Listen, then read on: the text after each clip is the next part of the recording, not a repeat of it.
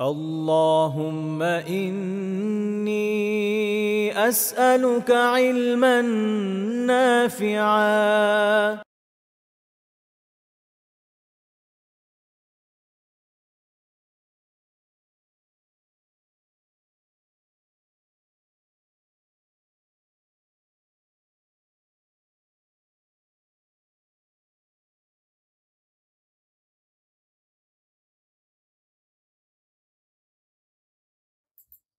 إن الحمد لله نحمده ونستعينه ونصلي على رسوله الكريم وعلى آله وصحبه أجمعين ما بعد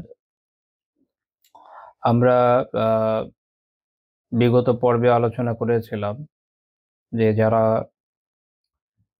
বিভিন্ন বালা মুসিবতে পতিত ব্যক্তিরা ছিলেন সে সময় তাদের সাথে রাসূলুল্লাহ সাল্লাল্লাহু আলাইহি ওয়াসাল্লাম কিভাবে আচরণ করেছেন, কিভাবে তাদের সান্ত্বনা দিয়েছেন। আজকের দার্স এটারই পরবর্তী পর্ব এবং আল্লাহ তাআলা তৌফিক দিলে হয়তো পরবর্তী দার্সেও আমরা এটা নিয়ে আলোচনা করবো ইনশাআল্লাহ তাআলা। এবং আমরা দেখব যে এই বিষয়ে ইসলামী নির্দেশনা কত ব্যাপক, কেননা এটা বাস্তবতা যে আল্লাহ তাআলার অনেক শুকরিয়া, আলহামদুলিল্লাহ আমরা এমন একটা দেশে থাকি যেখানে আমরা মুসলিম প্রধান, এখানে আলহামদুলিল্লাহ জুমা কায়েম আছে। আমরা প্রতি জুমাতে বয়ান শুনি, শীতকালে প্রচুর ওয়াজ হয়, কিন্তু আল্লাহ আলাম হয়তো আমারও কমতি থাকতে পারে। আমার অভিজ্ঞতা হচ্ছে এটাই যে কম বেশি আমরা প্রায় একই টাইপের আলোচনা একটু বেশি শুনি আর কি। যেটাই শুনি ওই কয়েকটা বিষয় এটা কেন্দ্র করে ঘুরতে থাকে। তো দিনের যে একটা ব্যাপকতা আছে এটা যে কোনো কারণেই হোক আমাদের সামনে আসে না। বিভিন্ন কারণে হতে পারে, আল্লাহু আলাম। সেটা আমরা বিশ্লেষণে যাচ্ছি না। কিন্তু আসে না, এটা হলো বাস্তবতা। তো আমরা যখন এই আলোচনাগুলো এগিয়ে নিব, পিছনের আমাদের যে দেশগুলো গিয়েছে এই সিরিজে আপনারা যারা দেখেছেন, আশা করি আপনারা ইতিমধ্যে বুঝেছেন যে রাসূলুল্লাহ সাল্লাল্লাহু আলাইহি ওয়াসাল্লামের জীবনের কত বিশাল দিক আমাদের চোখের আড়ালে রয়ে যায়, আমরা খেয়াল করি না বা আমাদের জানা হয়ে ওঠে না। এটা তো আমরা আল্লাহ তাআলার শুকরিয়া আদায় করতে বাধ্য যে আলহামদুলিল্লাহ তার অশেষ মেহেরবানিতে আমরা এটা এখন কিছু হলেও জানছি। আহ যেকোনো ভাবেই হোক আল্লাহ তাআলা আমাকে তৌফিক দিয়েছেন যে আপনাদের সামনে উপস্থাপন করতে পারছি। আল্লাহ তাআলা আপনাদেরকে তৌফিক দিয়েছেন যে আপনারা শুনতে পারছেন। তো এটা আল্লাহ তাআলার মেহেরবানি। বাট আমাদের সামনে তো এগুলো আসে কম। তো সেই হিসাবে এই আগামীর যে আলোচনা আজকের এবং আগামীর এবং পিছনে আমরা যে আলোচনা করছি, আশা করি এটা থেকে আপনারা এটাও বুঝবেন যে এই যে একটা আমাদের জীবনের প্রাত্যহিক জীবনের সাথে অতি প্রয়োজনীয় বিষয় যে বালা মুসিবতে পড়লে এই সেটা এটার যে ভিতরের তত্ত্বটা আসলে কি, কেন হয় না হয়, কিভাবে মুক্তি পাওয়া যায়, এটা নিয়ে আমরা আলোচনা করেছি আলহামদুলিল্লাহ। আমরা দেখবো যে রাসূলুল্লাহ সাল্লাল্লাহু আলাইহি ওয়াসাল্লাম এই ধরনের ব্যক্তি যারা বিভিন্ন ক্ষেত্রে বিভিন্ন ধরনের মুসিবতে পড়েছেন তাদের কিভাবে সান্ত্বনা দিয়েছেন, এক্ষেত্রে যে তার যে আদর্শ এটা অসাধারণ। আমরা আহ, দেখা দেখা যায় যে আহ, অনেকে এটা নিয়ে একটু ঝামেলায় থাকি যে কিভাবে একজন বিপদগ্রস্ত মানুষকে সান্ত্বনা দেওয়া যায়। আবার সান্ত্বনা দেওয়ার ক্ষেত্রে আমাদের নিজস্ব কিছু পিকুলিয়ার সিস্টেম আছে। অনেক সময় কেউ হয়তো বিপদে আছে, আরেকজন এসে তাকে এমন এমন ওই যে দেখতে এসে এটা একটা পীড়া এমন ভাবে পীড়া দেয় যে সে আরো মুসিবতে পড়ে যায়। আবার কখনো দেখবেন যে আহ বিভিন্ন ভাবে চেষ্টা করছে তার মন ভালো করতে, এবং এই মন ভালো করাটা সবসময় বৈধ উপায়ের মধ্যে সীমাবদ্ধ থাকে এরকম নয়। আহ আমি এটা আমাদের আলোচনায় বিভিন্ন সময় উত্থাপনের চেষ্টা করেছি যে আসলে ইসলাম আমাদের জীবনকে সামগ্রিকভাবে পরিবেষ্টন করে আছে, অর্থাৎ জীবনের এমন কোনো দিক তো আসলে নেই যেটা ইসলামী কোনো না কোনো বিধানের বাইরে, এরকম নাই, সবই ইসলামী কোনো না কোনো বিধানের অধীনেই থাকে। তো বিপদও এরকম, এবং এই সময় কিভাবে সবর করতে হয় সেটার আলোচনাও ইসলামে আছে। কাজেই এমন এমন না যে কেউ বিপদগ্রস্ত হয়েছে তাই তাকে সান্ত্বনা যেটা জানাবো আমরা আমাদের মাথায় যা আসে সেভাবে চলবে এরকম না। এই বিষয়ে আল্লাহ রাসূলের জীবন থেকে আমরা আদর্শ দেখবো, শিখবো ইনশাআল্লাহ তাআলা এবং অ্যাপ্লাই করার চেষ্টা করব। এবং আমরা জানি যে ৮-১০ জন মানুষের সবর এবং একজন মুমিনের সবরের মধ্যে পার্থক্য আছে। ৮-১০ জন মানুষ সবর করে, সহ্য করার দরকার তাই করে, কখনো কখনো জীবনে এগিয়ে যাওয়ার জন্য করে, কিন্তু একজন মুমিন সবর করে আল্লাহ তাআলার কাছে উত্তম প্রতিদান আশায়, জান্নাতের আশায়। এই যে একটা মূলনীতিগত পার্থক্য, নীতিগত পার্থক্য, এটা কিন্তু অনেক গুরুত্বপূর্ণ বিষয়। এটা মানুষের দৃষ্টিভঙ্গি চেঞ্জ করে দেয়। তো এই বিষয়গুলো আমরা আল্লাহ রাসূলের জীবন থেকে শিখি, তার সিরাত থেকে শিখি, তার আদর্শ থেকে শিখি। এখন এটাই আমি শুরুতে বলতে চাচ্ছিলাম যে দেখা দেখা যাবে যে এত জীবন ঘনিষ্ঠ একটা বিষয় হওয়ার পরও আমরা আসলে ওইভাবে আলোচনাটা শুনি না। তো এই জন্য আমাদের আল্লাহ তাআলার শুকরিয়া আদায় করা উচিত যে আলহামদুলিল্লাহ তিনি আমাদেরকে জানানোর এবং শোনানোর তৌফিক দান করছেন। আলহামদুলিল্লাহ, আলহামদুলিল্লাহ। তো আমরা আলোচনা শুরু করতে পারি। তো বিপদ সম্পর্কে একটা নাসিহা ইমাম শুরাইহ রাহিমাহুল্লাহ তাআলার আমি একটু উল্লেখ করতে চাইবো আগে। আমরা মাঝে মাঝে সালাফদের কারো আলাপ আলোচনা একটু করি, যেন অনেকে যেটা হয়েছে যে আমরা তো অনেকে চিনি না, যেহেতু এই নলেজের সাথে আমাদের ভাবে পরিচয় নাই, এই জন্য আমাদের অনেকের যেটা হয় যে এমন বড় বড় ইমাম আসে, মানুষ আসলে ভাবে চিনে না। এটা মানুষের স্বভাব। মানুষ দেখা যায় যে আপনি অনেক বড় কোনো ইমামের নাম বললেন, চিনে না, তার কাছে সে কিছুই না। অন্যদিকে তার মহল্লার যে মসজিদ, সেটার ইমাম সাহেব, খতিব সাহেব, মাশাআল্লাহ, সে তার কাছে অনেক বড় আলিম। এবং এটা মানুষের স্বাভাবিক ফিতরার মধ্যে পড়ে। আসলে মানুষ তার চোখের সামনে যেটা বড় দেখে ওইটাকে বড় মনে করে। তো এইজন্য একেকজন আলিমের যে মর্তবা এটা জানা দরকার পড়ে। আচ্ছা, যাকে নিয়ে আলোচনা করছি উনি কে? তাহলে একটু আমাদের ওই সম্মানবোধটা তৈরি হয়। কারণ না জানলে হয় না, তাই না? তো যাই হোক, এইজন্য একটু বলে নিই আগে। ইমাম শুরাইহ রাহিমাহুল্লাহ তাআলা উনি ছিলেন কুফা, ইরাকের যে শহর কুফার কাজী, কুফার বিচারক আবু উমাইয়া বিন আল হারিস আল কিন্দি রাহিমাহুল্লাহ তাআলা। তো কাজী শুরাইহ, এজন্য ওনাকে কাজী শুরাইহ ডাকা হয়। উনি ছিলেন ফকিহ, প্রখ্যাত ফকিহ, কুফার কাজী। আহ, উনি ইসলাম গ্রহণ করেছেন রাসূলুল্লাহ সাল্লাল্লাহু আলাইহি ওয়াসাল্লামের যুগেই, কিন্তু ওনার মূল বাস ছিল ইয়েমেনে। ওই সময় তিনি ওখান থেকে মদিনাতে আসতে পারেন নাই। তো উনি ওইসব ব্যক্তিদের অন্তর্গত যারা আল্লাহ রাসূলের জামানায় ইসলাম তো গ্রহণ করেছেন, কিন্তু আল্লাহ রাসূলকে দেখার সৌভাগ্য লাভ করেননি, যে কারণে সাহাবী হতে পারেন নাই, তাবেঈ হয়েছেন। তো উনি আবু বকর রাদিয়াল্লাহু তাআলা আনহুর যুগে ইয়ামান থেকে অন্যান্য অঞ্চলে আসেন। তো ইনি ওমর রাদিয়াল্লাহু তাআলা আনহু, আলী রাদিয়াল্লাহু তাআলা আনহু, আব্দুর রহমান বিন আবি বকর রাদিয়াল্লাহু তাআলা আনহু এইসব সাহাবীদের ছাত্র ছিলেন। অনেক বড় আলিম, আশা করি বুঝতে পেরেছেন। তো কাজী শুরাইহ রাহিমাহুল্লাহ তাআলা উনি বিপদ নিয়ে একটা খুব চমৎকার নসিহা করেছেন। উনি নিজের ব্যাপারেই বলেছেন, কিন্তু এখানে আমাদের শিক্ষার খুব গুরুত্বপূর্ণ শিক্ষার জায়গা রয়েছে। এই বর্ণনাটা ইমাম যাহাবী রাহিমাহুল্লাহ তাআলা তার কিতাব সিয়ারু আলামিন নুবালাতে উল্লেখ করেছেন। কাজী শুরাইহ রাহিমাহুল্লাহ তাআলা বলছেন যে ইন্নী লা উসাবু বিল মুসিবাহ, আমি যখন কোনো বিপদে পড়ি, ফাআহমাদুল্লাহ আলাইহা আরবা মাররাত, আমি তখন এই বিপদে পড়লে ৪ বার আল্লাহ তাআলার প্রশংসা করি। অর্থাৎ ৪ টা এমন ইস্যু আছে যেটার কারণে উনি আল্লাহ তাআলার প্রশংসা করেন। এটা হচ্ছে আমাদের আসলে মূল আলোচ্য বিষয় এই জায়গায়, যে কিভাবে বিপদ থেকেও নিজেকে এইভাবে সান্ত্বনা দেওয়া যায় এবং নিজের নিয়ামতটা খুঁজে নেওয়া যায়। এটা আমি শুরাইহ রাহিমাহুল্লাহ তাআলার কথা থেকে বোঝা যাবে। আমার ভয়েস টোন একটু আপ ডাউন হতে পারে আজকে। গলায় একটু সমস্যা আছে এইজন্য। ঠান্ডা পড়েছে তো, বৃষ্টি টিষ্টি হয়। তো যদি এমন হয় যে শুনে বুঝা যাচ্ছে না, তাহলে একটু আমাকে মেসেজ দিবেন ইনশাআল্লাহ। আচ্ছা, প্রথম যে কারণে উনি প্রশংসা করেন, বলছেন যে আহমাদু ইয লাম ইয়াকুন আ'যামা মিনহা। আমি এইজন্য আল্লাহর প্রশংসা করি, এর চেয়ে বড় বিপদ তার হয় নাই। মনে রাখবেন, বিপদ মানুষের যত বড় হোক, আসলে তার থেকেও বড় বিপদ আছে। মানুষের যত বড় বিপদ হোক, তার থেকেও বড় বিপদ আসলে মানুষের জীবনে আসতে পারে। মানুষ যখন মনে করে যে আমি যে বিপদে আছি, দুনিয়াতে এর চেয়ে বড় বিপদে আসলে কেউ পড়ে নাই, তখন আসলে মানুষের পক্ষে সবর করা অসম্ভব হয়ে ওঠে, এবং দেখবেন যে যাদের দিনের বুঝ নেই তারা ওই সময় কি করে? আত্মহত্যা করে ফেলে। আলিয়াযুবিল্লাহ।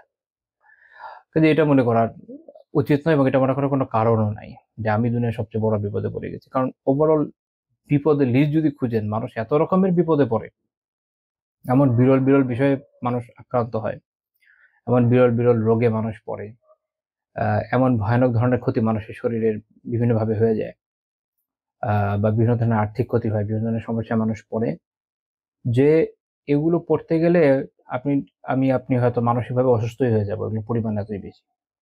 তো তখন বোঝা যায় যে আসলে অন্যদের তুলনায় আমরা আলহামদুলিল্লাহ অনেক ভালো আছি। মনে রাখবেন যে প্রত্যেকের বিপদটাই তার কাছে বড়। কারণ যে জিনিসটা আপনার জন্য টাফ, ওইটাই তো আপনার পরীক্ষা। আপনি যদি ওইটা কঠিন মনে না করেন, তাহলে তার পরীক্ষা হচ্ছে না। আল্লাহ তাআলা তো পরীক্ষা নিচ্ছেন। কাজেই বিপদ এমনই হবে যেটা আমাদেরকে কষ্ট দিবে। আমরা যদি সুখে শান্তিতে মজায় থাকি, তাহলে তো আসলে বিপদ হলো না। তো বিপদ ওইটা যেটাতে আমাদের আসলে কষ্ট হয়। আল্লাহ তাআলা আমাদের সবার বিপদগুলো সহজ করে দেন, পরীক্ষাগুলোকে সহজ করে দেন, বড় বিপদ থেকে হেফাজত করেন, দোয়া করি আমিন। বাট মেকানিজমটা এভাবে কাজ করে যে আপনি যখন বিপদে পড়বেন দেখবেন যে আপনার কাছে এটা কষ্টকর লাগছে, কারণ এটা যদি কষ্টকর না লাগে তাহলে তো আসলে পরীক্ষা হলো না। কিন্তু মনে রাখতে হবে সেক্ষেত্রে যদি এর থেকেও বড় কষ্ট মানুষের থাকে, এক একজন এক এক রকম থাকে। তো আপনি যখন এটা মাথায় রাখবেন যে আল্লাহ চাইলে আপনাকে এর থেকে অনেক বড় বিপদ দিতে পারতেন, তখন আপনি আল্লাহ শুকরিয়া আদায় করবেন যে আলহামদুলিল্লাহ, আল্লাহ তাআলা আমাকে এত ভয়ানক বিপদ থেকে বাঁচিয়ে দিয়েছেন। অনেক রকমের হয় মানুষ। আচ্ছা, তারপরে দ্বিতীয় উনি বলছেন যে আহমাদু ইদ রাযাকানি সবর আলাইহা, যখন আল্লাহ তাআলা এটা আমাকে সবর করার তৌফিক দান করেন, সবরের রিজিক দান করেন, সবর একটা রিজিক। আল্লাহ আল্লাহ তাআলা একজনকে একই পরিমাণ দান করেন। তো যখন আমাকে আল্লাহ তাআলা এই সবরের রিজিক দান করেন, তখন আমি আল্লাহর প্রশংসা করি। অর্থাৎ বিপদে তো আছেন বললাম, যদি সবর করতে না পারে তো এটা ইটসেলফ আরেকটা বড় বিপদ। যখন আমরা সবরে ব্যর্থ হই, এটা একটা বড় বিপদ আসলে, অনেক বড় বিপদ। বিপদ অনেক গুণ হয়ে যায় যখন আমরা সবরে ব্যর্থ হই। কাজে যদি সবর করতে পারি আল্লাহ তাআলার মেহেরবানি পাওয়ার জন্য, রহমত পাওয়ার জন্য, তার অনুগ্রহ পাওয়ার জন্য, পরকালের তো প্রতিদানের আশায়, তাহলে নিশ্চয়ই এটা একটা আল্লাহ তাআলার প্রশংসার বিষয় যে তিনি আমাকে তৌফিক দিয়েছেন। তো তিনি তখন আল্লাহ তাআলার শুকরিয়া আদায় করেন, আলহামদুলিল্লাহ, আমি সবরের তৌফিক তো পেয়েছি। তো সবরের তৌফিক যদি না পেতাম, আবার তো জীবন দুর্বিষহ হয়ে যেত। একটু আগে যেমন একটা উদাহরণ দিচ্ছিলাম যে যারা সবর করতে ব্যর্থ হয়, যাদের পরকালের ভয় নাই, তারা বিভিন্ন ধরনের ভাবে, বিভিন্ন পদ্ধতি অবলম্বন করে নিজের ক্ষতি করে ফেলে। আপনারা জানেন যে পৃথিবীর কোনো দেশে আত্মহত্যার রেট অনেক বেশি। আবার অনেকে আছে যে বিপদে পড়ে বা বিভিন্ন মুসিবতে পড়ে নিরুদ্দেশ হয়ে যায়, চিরজীবনের জন্য নিরুদ্দেশ হয়ে যায়। এবং যেহেতু তাদের আল্লাহ তাআলার ভয় নাই, অনেক সময় মানুষ ধরেন আর্থিক বিপদে পড়েছে, পরিবার পরিজন রেখে পালিয়ে যায়। এদিকে পরিবার পরিজন মামলার ঘানি টানে, তারা হয়তো জেলে যায়। এক অমানবিক বিষয়, মানে একের দোষ অন্যের উপর দিয়ে চলে যায়। কেউ হয়তো দেখা গেছিল যে তাকে ইয়ে দিয়েছিল, তার গ্যারান্টর হয়েছিল। হয় কি মানুষ তো আসলে বোঝে না, অনেক সময় জাস্ট এমনি সাইন করে দিয়ে আসছে। যে কোনো একটা সাধারণ মানুষ ধরে নিয়ে গেছে যে ভাই ভাই বা ভাবি আসেন একটু সাইন দিয়ে দেন, কি হয়। তো যে বিপদে পড়েছে সে হাওয়া হয়ে গেছে, এদিকে এ বেচারি বা বেচারা সে একদম বিশাল মুসিবতে পড়ে গেছে। এরকম তো হয়, আপনারা যান খোঁজ নিলে দেখবেন কেউ না কেউ পেয়ে যাবেন। আমাদের এক ভাইয়ের কাহিনী ছিল এরকম যে তার মা মানে জেলে যাই অবস্থা, বেচারা আল্লাহর মেহেরবানি যে আলহামদুলিল্লাহ একটা এমন শেষ পর্যন্ত দিতে পেরেছে ব্যাংকের এক মামলায়, কেন ওই আরেকজনের গ্যারান্টর হয়েছিল। প্যাথেটিক। তো এটা হচ্ছে কি যে যখন সবরের অভাব হয়, সবর করতে হয় তো দ্বীনের বিধান মেনে। দ্বীন তো আপনাকে এটা শেখায় না যে আরেকজনকে ক্ষতিতে ফেলে যাবে। তো সবর একটা খুব ব্যাপক বিষয়, একটা ব্যাপক কনসেপ্ট। অর্থাৎ আল্লাহ তাআলার কাছে প্রতিদানের আশা রেখে দৃঢ়তার সাথে থেকে যখন আপনি বিপদটাকে মোকাবেলা করছেন ইসলাম যেভাবে বলেছে সেভাবে, দেন এটা হচ্ছে সবর। তো এটা যখন আপনি তৌফিক পাচ্ছেন, এটার জন্য একবার প্রশংসা, দুইটা বিষয়। তারপর হচ্ছে ওয়া আহমাদু ইয ওয়াফফাকানি লিল ইসতিরজা লিমা আরজু মিনাস সাওয়াব। তো যখন আল্লাহ তাআলা আমাকে ইস্তেরজায়ের তৌফিক দান করেন, ইস্তেরজা মানে ওই যে ইন্না লিল্লাহি ওয়া ইন্না ইলাইহি রাজিউন বলা, এটা হলো ইস্তেরজা বলে। এটা একটা নাম আছে ছোট, এবং বিভিন্ন জিকিরের ছোট ছোট কিছু নাম আছে। যেমন দেখবেন তাকবীর, আমরা বলি না তাকবীর, আল্লাহু আকবার, এটা একটা ছোট নাম তাকবীর। এরকম অনেকগুলো বিভিন্ন জিকিরের ছোট ছোট নাম আছে, তাকবীর, তাসবিহ, তাহমিদ, তাহলিল, এরকম। এটা হলো ইস্তেরজা। আচ্ছা, তো যখন আমাকে আল্লাহ তাআলা এটা পড়ার তৌফিক দেন, তখন আমি আল্লাহ তাআলার প্রশংসা করি, কেননা এর মাধ্যমে আমি সওয়াবের আশা রাখি। কারণ আমরা পিছনে আলোচনা করেছি, আপনাদের খেয়াল আছে হয়তো, যেটা আল্লাহ তাআলা কোরআনে আমাদের নির্দেশ দিয়েছেন আমরা যেন এটা বলি, এবং এটার পরে যে দোয়া সেটা বলার বেনিফিট কি আমরা হাদিস থেকে দেখেছি এর আগে। উম্মু সালামা রাদিয়াল্লাহু আনহার বর্ণনা আমি আলোচনা করেছিলাম, আশা করি খেয়াল আছে আপনাদের। এবং এরপরে উনি একটা খুব গুরুত্বপূর্ণ কথা বলেছেন, খুবই গুরুত্বপূর্ণ কথা। ওয়া আহমাদু ইয লাম ইয়াজআলহা ফি দীনি। যদি আল্লাহ তাআলা এই বিপদ আমার দ্বীনে না দেন, যখন এই বিপদ আমার কিসের মধ্যে না, দ্বীনে আসে নাই, তখন আমি আল্লাহ তাআলার প্রশংসা করি যে আমি যে বিপদ, এই বিপদটা তো দ্বীনে আসতে পারতো, তখন তো আমি হালাক হয়ে যেতাম, ধ্বংস হয়ে যেতাম। অর্থাৎ বিপদ মানুষের বিভিন্নভাবে আসে। মানুষের আর্থিক ক্ষতি হয়, শারীরিক ক্ষতি হয়, মানসিকভাবে আক্রান্ত হয়, ডিপ্রেশনের মধ্যে ভোগে, পরিবার পরিজন বিপদে পড়ে, আত্মীয়স্বজন বিপদে পড়ে, নিজের প্রতিষ্ঠান বিপদে পড়তে পারে, বন্ধু-বান্ধব পড়তে পারে, কত দিক থেকে মানুষ বিপদে আসতে পারে। পুরো দেশ বিপদে পড়ে যেতে পারে। কিন্তু মনে রাখবেন যে দিন বিপদে পড়ার থেকে বড় কোনো বিপদ নাই। যে দিনই ক্ষেত্রে বিপদগ্রস্ত এমন হতে পারে যে তার কোনো ধারণাই নাই, যেমন সে এমন বড় বড় বেদাতে লিপ্ত, বেদা ইটসেলফ একটা কবিরা গুনাহ, কিন্তু তার কোনো বোধ নাই, তার কোনো ধারণা নাই যে সেটার মধ্যে পড়ে আছে, সে তার মতো আছে একদম চিল, সে অনেক বড় মুসিবত আছে, তার কোনো খেয়ালই নেই। তারে যদি কেউ ধরে 2টা বাড়িও দিত, সেটাও এর থেকে অনেক ভালো ছিল। কারণ বাড়ি খেয়েছে, টের পাচ্ছে আচ্ছা ব্যথা পেয়েছি, ব্যথা চলে গেল গেল আলহামদুলিল্লাহ, বা কেটে গেছে ট্রিটমেন্ট করলো, হাত ভেঙে গেল ট্রিটমেন্ট করলো। তো দিনের বিপদ এমন বিপদ অনেক ক্ষেত্রে মানুষ টেরই পায় না যে সে এত বড় বিপদের মধ্যে আছে, ফলে সে ধ্বংস হয়ে যায়, যুগে যুগে যে বিভিন্ন যে গোমরা ফিরকাগুলো আসছে, আপনারা জানেন বিভিন্ন সময় অনেক গোমরা গোমরা ফিরকার আবির্ভাব হয়েছে, সেটা যেমন খাওয়ারিজ, রাফিজি, মুরিজিয়া, কাদরিয়া, জাবরিয়া, তারপর ফেলাসুফ, এরকম বিভিন্ন গোত্রগুলো যখন বিভিন্ন সময় এসেছে, বা আরো পরবর্তীতে বাহাই, কাদিয়ানি, সবাইকে আমি ইসলাম খারিজ করে দিচ্ছি না, কিন্তু কাদিয়ানিরা ইসলাম থেকে বাইরে, বা বাহাইরা, এরা যেহেতু আলাদা রিলিজন, এদের এদের কথা আলাদা। আবার শুরুর দিকে যেগুলো বলছি এরা সবাই আবার ইসলাম থেকে বাইরে না, যেমন মুরজিয়া বা খারেজি, এরা কাফের না, কিন্তু এরা এরা বিভিন্ন দিকে গোমরাহির মধ্যে বা বিভ্রান্তির মধ্যে লিপ্ত। মানে অনেক সময় হয় কি, একসাথে অনেকগুলো কথা বলে অনেকে মনে করে সবাইকে কি এক লেভেলে বসে দিলেন, না, বিষয়টা এরকম না। যে উদাহরণ দেওয়ার জন্য বলার সময় অনেকগুলো কথা পরপর বলা হয়ে যায়, যাই হোক। কারণ মনে রাখবেন যে কথা এবং লেখা এক না। মানুষ যখন একটা বই লেখে, একটা বই লেখার পর কয়েকবার রিভিশনও দিতে পারে, যখন রিভিশন দেয় তখন সে তার ভুলটা বুঝে, বা সে অনেক ভেবে চিন্তে চিন্তে হয়তো একটা লাইন লিখলো, কিন্তু কথার সময় এটা আসলে হয় না।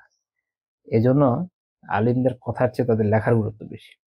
কথায় কি হয়, স্লিপ অফ টাং হইতে পারে, বা হয়তো খেয়ালই করেনি কি বলেছেন, অন্যমনস্ক থাকতে পারে, লেখার ক্ষেত্রে এটা হয় না। আচ্ছা, বা হলে তুলনামূলক কম হয়। আচ্ছা, এই যে একটু ক্লারিফিকেশন দিয়ে দিলাম। তো যারাই আসছে, কেউ হয়তো খুব গুমরাহির দিকে গিয়েছে, কেউ একসময় আলিয়াউদ্দিল্লাহ একদম দিন থেকেই বের হয়ে গেছে। তো তারা কি হয় নাই, তারা বুঝে নাই যে তারা এই মুসিবতের মধ্যে আছে, কারণ দিনের মুসিবত খুবই কুশল, অনেক সময় মানুষ বুঝে উঠতে পারে না। দিনের মুসিবত খুব ভয়ানক। দিনের মুসিবত একটা মানুষকে চিরস্থায়ী জাহান্নামী বানাই দিতে পারে। হয়তো সে মুরতাদ হয়ে গেছে, তার কোনো খবরই নেই, হয়তো সে জিন্দেক হয়ে গেছে, তার কোনো খবর নেই। জিন্দেক হচ্ছে সেই লোক যে দাবি করছে সে মুসলিম, আসলে সে মুসলিম না। তো মানুষ জিন্দেক হয়ে যায় বিভিন্ন ভাবে, অনেকে তার সুন্দর সুন্দর কথা থেকে বুঝতে পারে না। তো এই জন্য দিনের বিপদ অনেক ভয়ানক। এই যে শোরাই রাহিমাহুল্লাহ বলছেন, আল্লাহ তাআলার কাছে এই জন্য শুকরিয়া আদায় করে যে এই বিপদ আমার দিনের উপর না, যদি দিনের উপর হতো তাহলে তো হালাক হয়ে যেতাম। আর দুনিয়ার বিপদ যত বড় বিপদ হোক, এটার আয়ু খুব সীমিত। একজন মানুষ 60 থেকে যদি খুব লম্বাও বাঁচে, 100, 110, 20 বছর, এরপর তো মরে যাবে। এই পর্যন্ত সাজা দেওয়া বা সাজা পাওয়া তার পক্ষে সম্ভব। কিন্তু আখিরাতের বিপদ, যেটা দিনের বিপদ, আখিরাতের বিপদ অনন্তকালের বিপদ, অনেক ভয়ানক বিপদ। মনে রাখবেন, যখন আপনি আখিরাতের বিপদের কথা চিন্তা করবেন, দুনিয়ার বিপদ আপনার কাছে ম্লান হয়ে যাবে। এটা এটা মানুষের একটা চিন্তাগত পদ্ধতি, এটা যে মানুষ যখন কোনো কিছু বড় কিছুকে দেখে, তখন তুলনামূলক ছোট জিনিসটা তার কাছে তুচ্ছ হয়ে যায়। এই জন্য এটা সবসময় খেয়াল রাখবেন যে আখিরাতের বিপদ অনেক বড়। আল্লাহ তাআলা যদি মেহেরবানি করে ওখান থেকে উতরে যাওয়ার তৌফিক দেন, তো আলহামদুলিল্লাহ, এটা অনেক বড় বিষয়। এটার সামনে আসলে দুনিয়ার বিপদ তেমন কিছু না। আমাদের কষ্ট হচ্ছে, অনেক কষ্ট হয়, বিভিন্ন বিপদে অনেক কষ্ট হয়, কিন্তু আখিরাতের বিপদের সামনে আসলে এগুলো কোনো কিছুই না। সত্য কথা যেটা, কবরে যাওয়ার পরে মনে করেন একটা মুগলের বাড়ি যদি পড়ে যায়, তখন বোঝা যাবে যে দুনিয়ার বিপদ এটা আসলে কিছু ছিল না, এটা নাথিং, এটা তুলনায় কিছুই ছিল না। তো শরীর রহমাল্লাহ তাআলা এই বিষয়গুলো এখানে উল্লেখ করেছেন। তা আমরা 4টা জিনিস ওনার কথা থেকে বললাম, এবং খুবই গুরুত্বপূর্ণ কথা যে আল্লাহ তাআলা চাইলে এর থেকে অনেক বড় বিপদ দিতে পারতেন, তিনি দেননি, আল্লাহর মেহেরবানি। তিনি সবরের তৌফিক দিয়েছেন, তার অনেক শুকরিয়া। তিনি ইন্না লিল্লাহ পড়ার তৌফিক দিয়েছেন, এবং এটা দিয়ে সওয়াবের তৌফিক দিয়েছেন। 4 নাম্বার হচ্ছে বিপদটা দিনের উপর দেন নাই, দুনিয়াবী বিষয়ের উপর দিয়ে চলে গেছে, এই জন্য তার শুকরিয়া। তো এগুলো যখন মাথায় রাখবেন, তখন বিপদটাকেও কখনো কখনো আপনি দেখবেন যে নিয়ামত মনে হচ্ছে, যে তিনি অনেক সওয়াব পাওয়ার মাধ্যম করে দিয়েছেন এর মাধ্যমে, এই বিপদের মাধ্যমে, এবং পরকালের উত্তম প্রতিদান পাওয়ার একটা সুযোগ আল্লাহ তাআলা আমাদেরকে করে দিয়েছেন। তো এটা যখন খেয়াল করবে, তখন বিপদকে তুলনামূলক সহজ মনে হবে। আমি শুরুতেই বলেছি যে কারো বিপদই সহজ না, প্রত্যেকটা মানুষকে তার সক্ষমতা অনুযায়ী পরীক্ষা নেওয়া হয়। এটা নিয়ে আমরা পিছনে আলোচনা করেছি, আশা করি আপনারা সেটা সেই ক্লাসে ছিলেন, যারা থাকেননি দেখে নেবেন ইনশাআল্লাহ তাআলা। তো কাজে বিপদ যার উপর দিয়ে যাক সেটা তার জন্য কষ্টেরই, কিন্তু এই বিষয়গুলো হচ্ছে মানসিক প্রশান্তির জন্য। এগুলো যখন মাথায় রাখবেন, মানসিকভাবে আপনি একটা প্রশান্তি পাবেন, এবং এর ফলে আপনার পক্ষে ওই বিপদটা সহ্য করা এবং ওটা পার হওয়া অনেক সহজ হবে ইনশাআল্লাহ। তো আমরা ওই যে অনেক সময় মোটিভেশন খুঁজি না, তো এটার জন্য আমরা সাইকিয়াট্রিস্টদের বা মোটিভেশনাল স্পিকারদের মোটিভেশন খুব বেশি প্রয়োজন নেই। আলহামদুলিল্লাহ কোরআনে হাদিসে এবং আমাদের সালাফ সালেহিন তাদের যে বাণী, এর মধ্যে আলহামদুলিল্লাহ প্রচুর মোটিভেশন আছে। যদি মনোযোগের সাথে পড়া যায় এবং এর উপর আমল করা যায় তাহলে জীবন অনেক গতিশীল হবে। ওনাদের দেখবেন, ওনাদের জীবনে মোটিভেশনের অভাব ছিল না, আমাদের অভাব আছে। কারণ হচ্ছে আমাদের বোধটা কম এবং আমরা এই ক্ষেত্রে অনেক ক্ষেত্রে দুনিয়াবি দিকে আকৃষ্ট। অর্থাৎ ধরেন স্টিভ জবস কিছু বলছে, অন্য কেউ এরকম বড় কোনো টেক জায়ান্ট এরকম কেউ কিছু বললে এটা আমরা যতটা গুরুত্ব দিই, সালাফদের বাণীকে ভাবে গুরুত্ব দিই না। এটা একটা বড় বিপদ, এটাও একটা বড় বিপদ, এবং এটা দিনের বিপদ। এটা দিনের বিপদ, এবং দেখবেন যে আমরা এটা খেয়াল করি না, একটা দিনের বিপদ আছে। এটা শরিয়া বাধা দেয় না যে কেউ সাধারণ কোনো জ্ঞানের বিষয়ে অন্য কারো কাছ থেকে নেবেন, নেওয়া যায়, কোনো সমস্যা নেই, কিন্তু এটা সেকেন্ডারি অপশন। আগে তো প্রাইমারিটাকে ফুলফিল করেন। সেটা ছিল কোরআন বোঝা, হাদিস বোঝা, তাফসির পড়া, হাদিসের ব্যাখ্যা পড়া, সালাফদের বক্তব্য শোনা। এরপরও যদি আপনার লাগে দেন আপনি বাইরে যান, মানে আপনার তো নিজের রিসোর্স গুলো আগে ব্যবহার করবেন। এটা তখন সমস্যাজনক যখন নিজের রিসোর্স গুলো ব্যবহার করার আগেই আমরা বাইরে চলে যাই। এর ফলে আমাদের যে জীবন বোধ, আমাদের যে ওয়ার্ল্ড ভিউ, আমাদের এই যে বৈশ্বিক দৃষ্টিভঙ্গি, এটা একটা ভুল দৃষ্টিভঙ্গি গঠন হয়। কারণ আমরা তো ওদের পড়া, ওদের কথা, ওগুলা দিয়ে আমাদের দৃষ্টিভঙ্গিটাকে সাজিয়ে নিচ্ছি। ওইটা দিয়ে যখন আমরা আবার কোরআন হাদিস পড়তে যাই তখন আমাদের অনেক সমস্যা হয়ে যায় এবং আমরা অনেক সময় ভুল পথে চালিত হই। এজন্য আগে হচ্ছে নিজের শিক্ষাটা নিয়ে নিতে হবে, তারপরে পরে যদি সেকেন্ডারি সোর্স হিসেবে ইউজ করা যায় করা যেতে পারে, এটা সমস্যা না। আচ্ছা, তো আমরা পরের পয়েন্টে চলে যাই। এর আগের দিন রাসূলুল্লাহ সাল্লাল্লাহু আলাইহি ওয়াসাল্লাম কিভাবে বিপদগ্রস্তদের সাথে আচরণ করতেন তার 3টা পয়েন্ট আলোচনা করেছি। আজকে আমার 4 নম্বর পয়েন্ট, এই যে তিনি বিপদগ্রস্তদেরকে গুনাহ মাফের সুসংবাদ। কিন্তু এই বিষয়ে কিছু হাদিস আগেও আলোচনা হয়েছে, আজকে আরেকটা হবে ইনশাআল্লাহ তাআলা। ইমাম আবু দাউদ রাহিমাহুল্লাহ তাআলা তার সুনানে উল্লেখ করেছেন 3092 নম্বর হাদিস, সুনান আবি দাউদের, উম্মুল আলা রাদিয়াল্লাহু তাআলা আনহা থেকে। এই উম্মুল আলা রাদিয়াল্লাহু তাআলা ওনার ব্যাপারে ইমাম আল মুনজিরি রাহিমাহুল্লাহ তাআলা বলেছেন, উনি হচ্ছেন আরেক প্রখ্যাত সাহাবী হাকিম বিন হিজাম রাদিয়াল্লাহু তাআলা আনহুর ফুফু, এবং উনি আল্লাহ রাসূল সাল্লাল্লাহু আলাইহি ওয়াসাল্লামের কাছে বায়াত করেছে যে সকল নারী সাহাবীরা, সেই সেই মহান সাহাবিয়াদের একজন। তো তিনি বলছেন যে তিনি একবার উনি বলছেন আমি একবার অসুস্থ ছিলাম, তখন আল্লাহ রাসূল আমাকে দেখতে এসেছেন। এবং দেখেন রোগী দেখতে গেলে রোগীকে কিভাবে সান্ত্বনা দেওয়া যেতে পারে, এটা আল্লাহ রাসূলের জীবন থেকে তো আমরা শিখবো। আল্লাহ রাসূল কি বলছেন, তিনি বলছেন যে আবশিরি ইয়া উম্মাল আলা, হে উম্মুল আলা, সুসংবাদ গ্রহণ করো। কিসের? তো তিনি বলছেন যে ইন্না মারাদাল মুসলিম, মুসলিমের যে রোগ, ইউযহিবুল্লাহু বিহি খাতায়াহ, আল্লাহ তাআলা এই রোগের এর মাধ্যমে তার যে গুনাহ খাতাগুলো আছে এগুলো দূর করে দেন। কিভাবে? কামা তুযহিবুন নার খাবাথা যাহাবি ওয়াল ফিদ্দা, যেভাবে আগুন সোনা রূপার যে ময়লা থাকে এটাকে দূর করে দেয়। অর্থাৎ আপনারা দেখবেন যে ট্র্যাডিশনাল পদ্ধতিতে সোনা এবং রূপাকে খাঁটি করা হয় এভাবে, যেগুলোকে আগুনে উত্তপ্ত করতে থাকতে হয়। উত্তপ্ত করতে করতে করতে করতে এটার ভিতর থেকে একটা নির্দিষ্ট তাপমাত্রায় যাওয়ার পরে এটার ভিতর যে ময়লা যে খাদগুলো থাকে এগুলো বের হয়ে আসে। তো যেভাবে ওইটাকে উত্তপ্ত করতে করতে করতে করতে ওখান থেকে খাদগুলো বের হয়ে যায়, একটা চমৎকার একটা উপমা দিয়েছেন যে এইভাবে একজন মুসলিমের যে রোগ, তার যে মারাত্মক তার যে রোগ, এইটা এর মাধ্যমে আল্লাহ তাআলা তার ভেতরের যে ময়লাগুলো আছে, গুনাহ তো ময়লা, আমরা এই জন্য কি বলি গুনার পঙ্কিলতা, এই যে তার গুনার পঙ্কিলতা এটাকে আল্লাহ তাআলা দূর করে দেন। আল্লাহু আকবার, সুবহানাল্লাহ। একটা কথা আছে যে এখানে একটা দেখেন যে মানুষের কিন্তু তুলনা এখানে কিসের সাথে হয় নাই, কয়লার সাথে হয় না, যে কয়লা ধুলে ময়লা যাবে না, এরকম না। মানুষ হচ্ছে সোনা এবং রূপার মতো। কোন একটা হাদিসেও এরকম একটা তুলনা আছে সহিহ বুখারীতে রয়েছে, যেখানে মানুষকে সোনা এবং রূপার খনির সাথে তুলনা করা হয়েছে। তো মানুষ কয়লার মতো না, কিন্তু মানুষ হচ্ছে সোনা এবং রূপার মতো মূল্যবান, এবং তার মধ্যে ময়লা মিশে যায়। কয়লার মতো এটা বিল্ডিং ময়লা না, ময়লা পূর্ণ নয়। খ্রিস্টানরা যেরকম মনে করে যায় সবাই একদম আদি পাপ নিয়ে জন্মগ্রহণ করেছে, এরকম না। মানুষ আল্লাহ তাআলা ফিতরাতের উপর সৃষ্টি করেছেন, তার শুরুটাই ভালো, সুন্দর, দামি। এটার মধ্যে ময়লা মিশে যায়, সে ময়লা হচ্ছে গুনাহ। কারো অনেক বেশি মিশে, কারো কম মিশে। তো এই ময়লাগুলোকে দূর করতে হয়।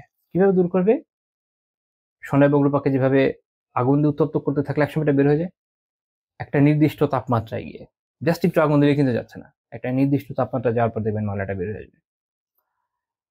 মানুষকেও এভাবে আল্লাহ তাআলা অসুস্থতা দিয়ে, এরকম বিভিন্ন মুসিবত দিয়ে তারও এইভাবে পরিষ্কার করেন। মনে করেন সে এক ধরনের উত্তপ্ত হয় রূপক ভাবে, ভিতর থেকে তার এই পাপগুলো বের হয়ে আসে। চিন্তা করেন যে আল্লাহ তাআলা অসুস্থতার মাধ্যমে আমাদের পাপগুলোকে দূর করে দিচ্ছেন। আলহামদুলিল্লাহ। তিনি নাও পারতেন, আমাদের যদি নাও করতেন, আমরা কি করতে পারতাম? এটা তার তো ইহসান, তার মেহেরবানি। শুকরগুজার হওয়া উচিত আমাদের। তো দুনিয়ার স্বাভাবিক নিয়মে আমাদের যখন কোনো ভাইরাসের আক্রমণ হয়, ব্যাকটেরিয়ার আক্রমণ হয়, শরীরের অ্যান্টিবডি গুলোকে প্রতিরোধ করার চেষ্টা করে, এর ফলে একটা সংঘর্ষ হয়, জ্বর হয়। আবার কখনো এমনও হয় যে শরীরে অ্যান্টিবডি তাৎক্ষণিক একটু পরাজয় বরণ করে, আমরা আক্রান্ত হয়ে যাই। এটাকে ইয়েদের মতো, সেকুলারদের মতো আমরা মনে করে নিতে পারতাম, ফর এক্সাম্পল, যে এটা তো মানুষের জীবনের স্বাভাবিক নিয়তি, যে এত এত অণুজীব দুনিয়াতে চলছে, তারা যখন আক্রমণ করবে এটা তো হবেই, ইত্যাদি ইত্যাদি। কিন্তু এইভাবে আল্লাহ তাআলা আমাদেরকে ছেড়ে দেন নাই, বরং আল্লাহ তাআলা আমাদেরকে এখানেও মেহেরবানি করেছেন যে, যাও বান্দা, এটা দুনিয়ার স্বাভাবিক একটা নীতি, ঠিক আছে, কিন্তু এর বিনিময়েও আমি তোমাকে খাওয়াব দিব। সুবহানাল্লাহ। যেমন আপনাদের খেয়াল আছে, আমরা এর আগে আলোচনা করেছিলাম যে মানুষের, আমাদের মুমিনদের যে সাধারণ উদ্বেগ উৎকণ্ঠা, অতীত নিয়ে, বর্তমান নিয়ে, ভবিষ্যৎ নিয়ে, ওইটার জন্য গুনাহ মাফ হয়। সুবহানাল্লাহ। তো আমরা অনেক সময় অসুস্থ থাকলে কি করি দেখেন, এই হাদিস থেকে নিজেদের জীবনে একটা পাথেয় আমাদের নেওয়া উচিত, এবং অন্যদের কাছে ওই দাওয়াটা পৌঁছে দেওয়া উচিত। যে অনেকে এখনকার সময় মানুষ যেটা করে, আগে তো এটা, এই চলটা ছিল না। আগে মানুষের অসুস্থতা থাকলে, জ্বর আসছে, শুয়ে থাকতো, জ্বর পট্টি নিয়ে বসে থাকতো। যারা আলহামদুলিল্লাহ পড়তে টড়তে জানতো, কিছু বই টই পড়তো। এখন হয় কি, যে মানুষ যখন অসুস্থ থাকে, হয়তো শুয়ে আছে, সে মোবাইল স্ক্রলিং করছে, হয়তো ইউটিউব দেখছে, কেউ মুভি দেখছে, কেউ গান শুনছে। দেখেন, এইটা ছিল আমাদের পাপ মুক্তির একটা মাধ্যম। এটা ছিল এমন একটা সুযোগ যখন আমার পাপগুলো দূর হয়ে যাবে। আর দেখেন আমরা করছি কি, এই সময় আমরা আরো পাপ বাড়াচ্ছি। কোথায় আমরা এই জন্য আল্লাহ তাআলার শুকরিয়া আদায় করবো, এবং সবরের সাথে আল্লাহ তাআলার কাছে আশা করবো যেন আমাদের গুনাহগুলো মাফ হয়ে যায়। দেখা যাচ্ছে এই সময় আমরা পাপ বাড়াচ্ছি। আলহামদুলিল্লাহ। আবার অনেকের এই সময় মাথা গরম থাকে। আলহামদুলিল্লাহ, যারা দিন পালন করেন তারা কেউ কেউ কি করেন, অনলাইনে এসে অন্যদের সাথে মারপিট লাগাই দেন। সেটা কি খুব ভালো কাজ? মধ্য কথা হচ্ছে, এই এই রেওয়ায়াত গুলো পড়ার কারণ কি, আমাদের বুঝি যে এই সময়গুলা আসলে কিন্তু সওয়াব অর্জনের একটা সময়। আমাদের তো বুঝতে হবে বিষয়টার গুরুত্ব। যেমন আমরা লাইলাতুল কদর নিয়ে আলোচনা করি, ওটার একটা গুরুত্ব আছে। ওই রাতে আমরা যখন যদি ইবাদত করি, এই ফজিলত আছে, বা ওই রাতের এই ফজিলত। আমরা জুমা নিয়ে আলোচনা করি, সেদিন কেন দরুদ পড়লে বেশি সওয়াব হচ্ছে, বেশি বেশি দরুদ পড়া উচিত, এটার এই ফজিলত আছে। এরকম বিভিন্ন সময়ের একটা ফজিলত নিয়ে আমরা আলোচনা করি না? তো রোগেরও একটা ফজিলত আছে, সেটা কি? আপনার গুনাহকে মাফ করে দিচ্ছে, মাফ করানোর ব্যবস্থা হচ্ছে। আল্লাহ তাআলা মাফ করে দেন এই রোগের কারণে, যদি আপনি সবর করতে পারেন প্রফিটিও। তো অন্যান্য সময়গুলো নিয়ে যখন আমরা আলোচনা করি, সেখানে যেমন এটা আমরা মাথায় রাখি, যাচ্ছে এই সময় তার ইবাদত করা দরকার, বেশি বেশি বিভিন্ন নেক আমলে নিজেকে লিপ্ত রাখা দরকার। রোগের বিষয়টাও তাই। এই জন্য দেখবেন ওলামা রোগাক্রান্ত হলে বসে বসে তো তারা এইসব কাজ করেন না, আলহামদুলিল্লাহ। তারা কি করেন? কেউ আলহামদুলিল্লাহ তিলাওয়াত করছেন, কেউ জিকির করছেন। আপনি যদি কিছুই করতে না পারেন, বসে বসে তাফাক্কুর করেন। আল্লাহ তাআলা সৃষ্টি নিয়ে চিন্তা করেন, আল্লাহ তাআলা কত বড় সৃষ্টি তৈরি করেছেন, আল্লাহ তাআলা কত মেহেরবানি, এগুলো নিয়ে ভাবেন, সেটাও একটা ইবাদত। অর্থাৎ এই যে একটা এটা তো এক হিসেবে কিসের সময় আসলে? আযাবের বিষয় না, এটা অ্যাকচুয়ালি কি ফজিলতের বিষয়। যদি এই সময় উত্তমভাবে সবর করা যায়, এবং যেহেতু ফজিলতের বিষয়, আমাদের কাজ হচ্ছে এই সময় সবর করা এবং নিজেদেরকে ইবাদতে লিপ্ত রাখা। সালাত আদায় করতে অনেক কষ্ট হলে যতটুকু পারা যায় করব, সম্ভব হলে জিকির করব।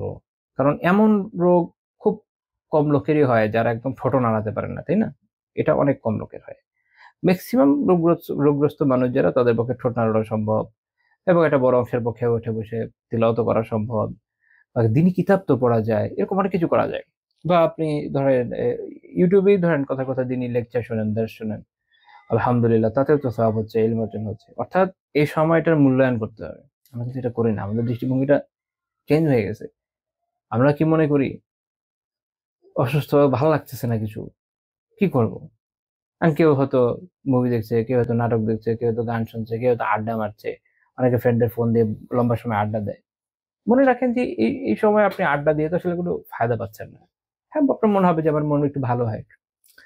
আচ্ছা, এইখানেও একটা গুরুত্বপূর্ণ বিষয় আছে। আমরা ওই যে কবিরা গুরুর আলোচনার মধ্যে আলোচনা করেছিলাম গতদিন, যে আনন্দ উৎসাহ একটা বৈধ একটা অবৈধ জায়গা। তখন আমি ওখানে আলোচনা করেছি যে বৈধ আনন্দ উৎসাহ যেটা ইসলাম উৎসাহ দেয় সেটা কি? কোরআন তেলাওয়াতে, দ্বীনি ইলম অর্জনে, জিকিরের মাধ্যমে, সলাতের মাধ্যমে, নেক আমলের মাধ্যমে যে আনন্দ উচ্ছ্বাস হয়। তার মানে নেক আমল আপনার মনে একটা আনন্দ উচ্ছ্বাস এনে দিবে। তাহলে এই উপলব্ধি থাকা তো দরকার, যে আলহামদুলিল্লাহ আমি একটু তেলাওয়াত করছি, ভালো লাগছে, আমি তাফসির পড়ছি, অনেক ভালো লাগছে। দেখেন, যদি এমন হয় যে তাফসির পড়ছেন, তেলাওয়াত করছেন, জিকির করছেন, দরুদ পড়ছেন, এগুলো আপনার মনে কোনো আনন্দ উচ্ছ্বাস এনে দেয় না, কিন্তু কোনো গুনাহ করলে, সেটা মুভি দেখা হোক, সেটা নাটক দেখা হোক, সেটা গান শোনা হোক, সেটা অন্যান্য যাই হোক না কেন, গায়ে মাহারামদের সাথে চ্যাটিং হোক, এগুলো করে যদি আপনার পরে আনন্দ আসে আর নেক কাজের মাধ্যমে না আসে, তাহলে আপনার জন্য আফসোস, আপনার অন্তরের চিকিৎসা জরুরি, অন্তর অবস্থা খুবই খারাপ। তখন আপনার আরো সতর্ক হওয়া দরকার। আল্লাহ তালা আমাদেরকে বোঝার তৌফিক দেন। তো যাই হোক, এই হাদিস ইমাম আবু দাউদ রাহিমাহুল্লাহ উল্লেখ করেছেন, শেখ আলবানী রাহিমাহুল্লাহ সহিহ বলেছেন। পরবর্তী পয়েন্ট, 5 নম্বর পয়েন্ট, আহ দেখলাম যে আমরা বিপদের সওয়াবের বিষয়টা আল্লাহ রাসূল জানিয়েছেন। তিনি এটাও জানিয়ে দিয়েছেন যে বিপদ যদি সামান্য হয়, এমন না যে তাতে সওয়াব পাওয়া যাবে না, তাতেও সওয়াব পাওয়া যাবে। ইমাম বুখারী রাহিমাহুল্লাহ হাদিস বর্ণনা করেছেন, আব্দুল্লাহ বিন মাসউদ রাদিয়াল্লাহু তাআলা আনহু বর্ণনা করছেন যে আমি আল্লাহ রাসূলের কাছে একদিন গেলাম, উনি বলছেন ওয়া হুয়া ইউআকু। এর মানে হচ্ছে, ইমাম সুয়ুতী রাহিমাহুল্লাহ ব্যাখ্যা করেছেন যে এর মানে হচ্ছে তিনি প্রচন্ড জ্বরাক্রান্ত ছিলেন, জ্বরের প্রচন্ড জ্বর ছিল ওই সময়, প্রচন্ড। তো তিনি বলেন, ইয়া রাসূলুল্লাহ, ইয়া রাসূল, ইন্নাকা তুআকু ওয়াআকা ওয়াআকান শাদীদা, যে আপনার তো প্রচন্ড জ্বর, প্রচন্ড, আল্লাহ রাসূলের প্রচন্ড জ্বর। কারণ যেহেতু তার মর্যাদাও বেশি, তাই তার পরীক্ষাও বেশি। আল্লাহ রাসূল বলেন যে আজাল, হ্যাঁ, ইন্নী উআকু কামা ইউআকু রাজুলানি মিনকুম, আমার এমন প্রচন্ড জ্বর হয় যেমন তোমাদের দুজন ব্যক্তির হয়, অর্থাৎ দ্বিগুণ। ইবনে মাসউদ রাদিয়াল্লাহু তাআলা আনহু বললেন যে যালিকা আন্না লাকা আজরাইন, কেননা আপনার তো দ্বিগুণ আজর, দ্বিগুণ প্রতিদান, এই জন্য। আল্লাহ রাসূল বললেন যে আজাল, হ্যাঁ, যালিকা যালিকা কাযালিক, হ্যাঁ, এটা এরকমই। তারপর তিনি বলছেন, তিনি তো শুধু নিজের কথা বলছেন, এখন পুরো উম্মার কথা বলছেন। এটা আসলে সুবহানাল্লাহ। দেখেন, রাসূলুল্লাহ সাল্লাল্লাহু আলাইহি ওয়াসাল্লাম তার নিজের ব্যক্তিগত বিষয়েও যখন আলোচনা হচ্ছে, উনি প্রচন্ড অসুস্থ, প্রচন্ড অসুস্থ। আমাদের অনেক সময় কি হয়, মনে হয় যে আরে অনেক অসুস্থ হয়ে আছি, প্রচন্ড জ্বর, ভাল লাগছে না কিছু, বা আমরা অনেক অসুস্থ, দিনই কথা বলা, দিনই শোনা ভাল লাগে না এগুলা। আল্লাহ রাসূল আমাদের জন্য এই আদর্শটা সেট করে গেছেন। বরং এই সময়ও দাওয়া, এই সময় আমার যেটা জানা, এটা একজনের কাছে প্রিচ করার একটা যে গুরুত্ব, এটা কিন্তু আমরা এই হাদিস থেকে দেখি। অর্থাৎ একজন মুমিন তার জীবনের সর্বাবস্থা ইলমের সাথে যুক্ত থাকবে, আমলের সাথে যুক্ত থাকবে, তার ঈমান বাড়ানোর যে বিভিন্ন ধরনের কাজ আছে এর সাথে যুক্ত থাকবে, যতটুকু সম্ভব খায়ের অর্জনের চেষ্টা করবে। সালাফদের জীবনে দেখবেন যে তাদের বিভিন্ন জনে এরকম বর্ণনা পাবেন, একদম মৃত্যুশয্যায় তখনও তারা আলহামদুলিল্লাহ বিভিন্ন ইলমি কাজে যুক্ত আছেন। ইমাম আবু ইউসুফ রাহিমাহুল্লাহ তাআলা, ইমাম আবু হানিফা রাহিমাহুল্লাহ তাআলার প্রধানতম শাগরেদ, ইসলামী ইতিহাসে প্রথম কাজীউল কুযাত বা প্রথম প্রধান বিচারপতি, তিনি সারা জীবনে প্রথম, বুঝতেই পারছেন, তিনি প্রধান বিচারপতি হন, কি পরিমাণ লিগাল ইস্যু ডিল করেন। 8-10 জন থেকে অনেক বেশি, তাই না? একজন মুফতি যতটুকু মাসালা দেখে, একজন কাজী, একজন বিচারক, তার এর থেকে অনেক বেশি দেখা লাগে। এই জন্য কাজীরা হয় ফকিহ, আর যিনি প্রধান বিচারপতি হন তিনি তো হন আফকা, সবচেয়ে বড় ফকিহ। কারণ এদের সবার যে বিচারগুলো এগুলো রিভিউ করা লাগে, বিচারকদেরও যাচাই বাছাই করা লাগে, আর সারা জীবন তাদেরকে অনেক মাসআলা দেখতে হয়, যেটা অন্য আর 10 জনকে দেখতে হয় না। তার মতো ব্যক্তিত্ব, তিনি একটা মাসআলা সলভ করছিলেন যখন তিনি মৃত্যু শয্যায় শুয়ে আছেন। তখনও তিনি এটা চেয়েছেন যেটা যেন সলভ করে উনি মারা যান, যেন একটা ইলম নিয়ে মারা যান, এবং আলহামদুলিল্লাহ সমাধান করেছেন। এবং এরপর আল্লাহ তাআলা তাকে তার যে আয়ু তা ফুরিয়ে গিয়েছেন এবং আল্লাহ তাআলা তাকে তার মৃত্যু দান করেছেন। সালাফের জীবনে এরকম উদাহরণ আপনারা অগণিত পাবেন, যে তারা কিভাবে সময়কে ব্যবহার করেছেন, অসুস্থতাকে বা এরকম খুব ক্রিটিক্যাল অবস্থা হয়ে গেছে এগুলোকে ওজর বানিয়ে বসে থাকেন না। আচ্ছা, এইটা সবসময় কি আমাদের জন্য ওজর? সরাই বিভিন্ন ক্ষেত্রে অত্যন্ত অসুস্থতা ওজর হয়। এই ওজরের কারণে আমি হয়তো এই আমলে ছাড় পাচ্ছি, দাঁড়িয়ে নামাজ পড়তে পারছি না, বসে পড়ছি, ইশারায় পড়ছি, এরকম। বা কারো এরকম অসুস্থতা যে পানি স্পর্শ করা তার জন্য অত্যন্ত ক্ষতিকর, সে তায়াম্মুম করছে, এরকম। এই ওজরগুলো সরাই এই সুবিধা আনে। অন্যদিকে এই ওজরগুলো মানুষকে সওয়াব কামানোর বিশাল একটা মাধ্যম করে দেয়। তো যাদের আল্লাহ তাআলা এরকম সুউচ্চ হিম্মত দিয়েছেন, তারা এই সময়টাকে অন্যান্য কাজে ব্যয় করে, অন্যান্য উত্তম কাজে। এটা আমরা সালাফের জীবনে পাই। যেমন এরকম কিতাব পড়া, নেক আমল করা, যা যা করতে পারেন তারা। অন্যদিকে যাদের অবস্থা এত উন্নত না, তারা কি করে সময়টাকে অপচয় করে। এখন আমাদের ঠিক করতে হবে আমরা আসলে কোন দিকে যেতে যাচ্ছি। তো যাই হোক, আল্লাহ রাসূল কি বললেন যে আমিন মুসলিম ইউসিবুহু আযান শাওকা ফামা ফাওকাহা ইল্লা কাফারা আল্লাহু বিহা সাইয়্যাতিহি কামা তাহুত্তু শাজারাতু ওয়ারাকাহা। কোন মুসলিম তার যদি তাকে এতটুকু কষ্ট হয়, যেমন ধরেন একটা কাঁটা বিঁধে, বা ফামা ফাওকাহা বা তার থেকে বেশি। আচ্ছা, ফাওক এমনি অর্থ হলো বেশি, বাট এইখানে এটা দুইটা বিপরীত অর্থ প্রকাশ করেছে এই হাদিসে। ইমাম কাসসালানী রাহিমাহুল্লাহ তাআলা তার যে সহিহ বুখারী ব্যাখ্যা ইরশাদুস সারি সেখানে ব্যাখ্যা করছেন যে এক হচ্ছে এটা বোঝায় এর থেকে বেশিও যদি হয়, এর থেকে বড় বিপদ হয়, আবার এর থেকে ছোট হয়। একটা লোকের কাঁটা বেঁধা কিন্তু খুব বড় বিষয় না। কাঁটা অনেক রকম হয়, তাই না? আপনারা যদি বাংলাদেশের গ্রামাঞ্চলে কখনো চোরা কাঁটায় বিদ্ধ হয়ে থাকেন, তাহলে জানেন খুবই ছোট ধরনের কাঁটাও হয়। চোরা কাঁটা বলতাম আমরা ছোটবেলায়, আল্লাহ আলাম অন্যান্য জায়গায় কি বলে। আমাদের এরিয়াতে পাওয়া যেত। কোথাও হাঁটতে গেলে কাপড়ে লেগে যেত ছোট ছোট ছোট। তো একদম ছোট যদি হয় কাঁটা, তার থেকেও ছোট যদি কোনো বিপদ হয়, তাহলে এটা হলো দুইটা বিষয়কে প্রকাশ করে, যে যদি বড় হয়, যদি এর থেকেও ক্ষুদ্র হয়, কাঁটার থেকেও ক্ষুদ্র হয়, ইল্লা কাফফারাল্লাহু বিহা সাইয়্যাতিহি, আল্লাহ তাআলা এর মাধ্যমে তার যে গুনাহ এগুলো কাফফারা করে দেন। সুবহানাল্লাহ। ক্ষতিপূরণ হয়ে যায় গুনার, সওয়াব পাওয়া যায়। গুনাহ তো মুছে মুছে কি হয়? তো তারপরে কিভাবে কিভাবে মুছছে, আল্লাহ রাসূল বলছেন যে কামা তাহুত্তু শাজারাতু ওয়ারাকাহা, যেভাবে গাছের পাতা যে ঝরে পড়ে যায়, এভাবে গুনাহগুলো ঝরে পড়ে যায়। সুবহানাল্লাহ। তো আল্লাহ রাসূল আমাদেরকে জানালেন যে সামান্য বিপদেও সওয়াব পাওয়া যায়। আর এরকম মনে করার কোনো কারণ নাই যে না, সওয়াব পাওয়ার জন্য তো অনেক বড় বিপদ হওয়া দরকার, তাই না? একটা লোকের ছাই হয়ে যাওয়া দরকার বিপদ পেয়ে, সেটা এরকম না। এটা আল্লাহ তাআলার অশেষ মেহেরবানি যে আমাদের জীবনের প্রত্যেকটা কষ্ট যা যা আমরা বিভিন্ন সময় ফেস করি, তাহলে আমরা এখন পর্যন্ত যে আলোচনা করলাম আলহামদুলিল্লাহ, আশা করি আপনারা এটাও বুঝেছেন যে আল্লাহ, যে বিভিন্ন সময় আমরা ক্লান্ত হয়ে যাই, কষ্ট পাই, এগুলোতে সওয়াব আছে। তো আপনার বিপদের মাত্রা অনুযায়ী সওয়াবের মাত্রা বাড়তে থাকবে। আচ্ছা, আবার দেখেন কেউ হয়তো ছোট্ট বিপদে পড়েছে, খুব ছোট, তেমন কিছুই না এক হিসাবে অন্যদের কাছে। কারণ অনেক সময় একজনের বিপদ অপরের কাছে কিছুই মনে হয় না, মানে ইটস নাথিং। তো ওই হিসাবে হয়তো তেমন কিছুই না, কিন্তু তার যে ইখলাস, তার যে সবর, এটার কারণে সে অনেক সওয়াব পেয়ে গেল। কারণ আমরা জানি ইন্নামাল আমাল বিন্নিয়াত, প্রত্যেকটা কাজ নিয়তের উপর নির্ভরশীল।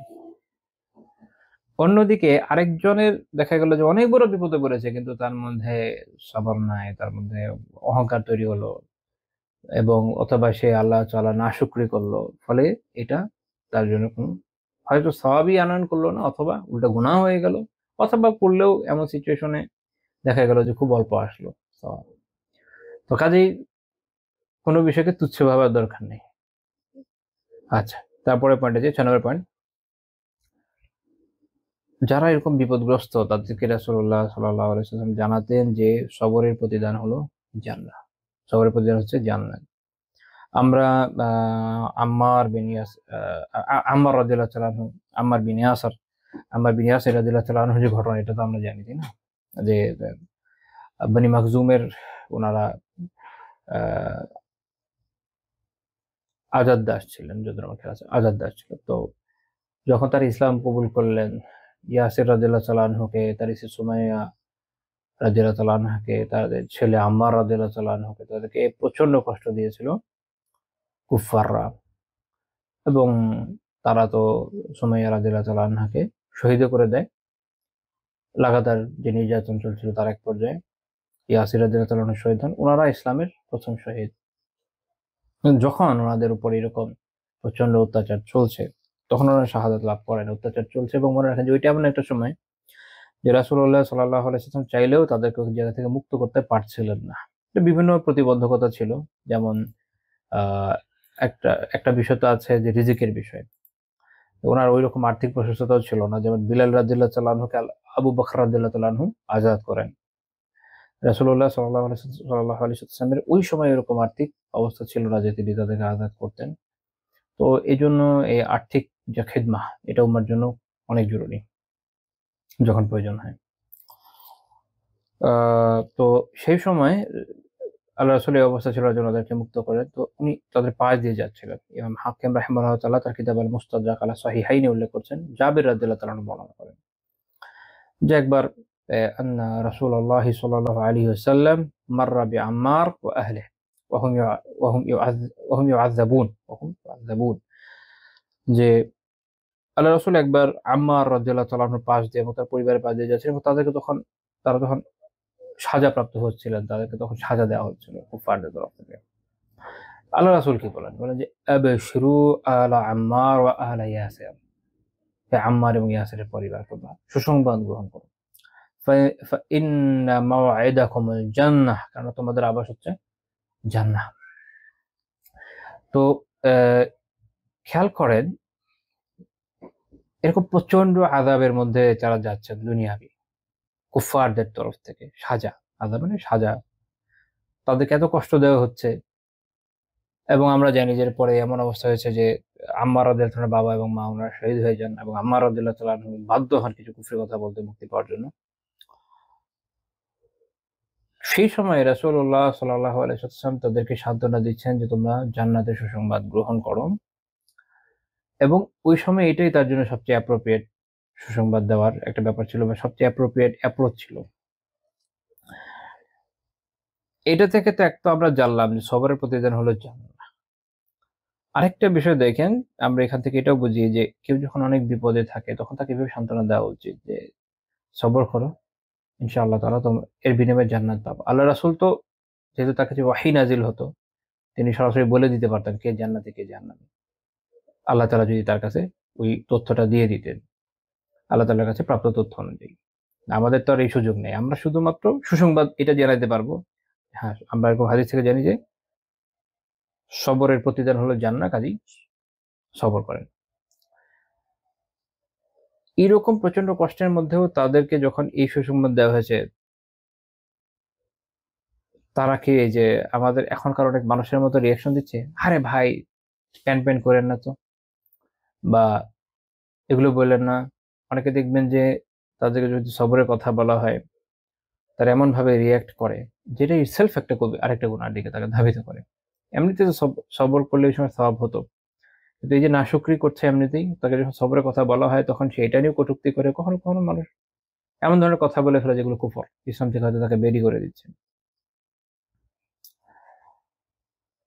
এই হাদিস থেকে আমাদের এই শিক্ষা নেওয়া উচিত যে এরকম কঠিন পরিস্থিতিতে যখন কি পরিমাণ জুলুম করা হচ্ছে, যে এক পর্যায়ে আম্মার রাদিয়াল্লাহু তাআলা আনহুর পিতামাতা ওনারা শহীদ হয়ে গেলেন, আল্লাহ রাসূল কিন্তু তাদেরকে এই সুসংবাদই দিলেন যে তোমাদের জন্য জান্নাতের সুসংবাদ আছে, কাজে তোমরা এটা মূল্য। এটা হলো অন্যান্য রেওয়ায়েত আছে সবরের কথা আছে, সবরান, অন্যান্য রেওয়ায়েত আছে সবরের কথা আলাদাভাবে এসছে।